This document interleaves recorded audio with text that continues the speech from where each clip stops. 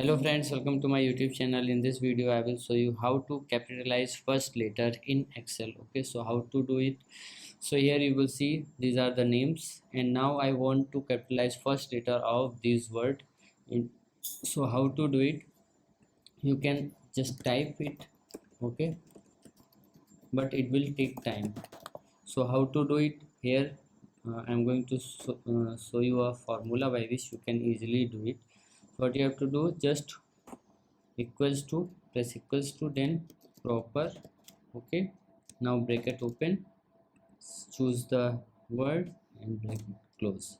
Now enter. So you will see that first letter is capitalized. Now you have to just drag it here, and like this you can capitalize first letter in Excel. So if you like this video, please like my video and also subscribe my channel for more videos like this. Thanks for watching.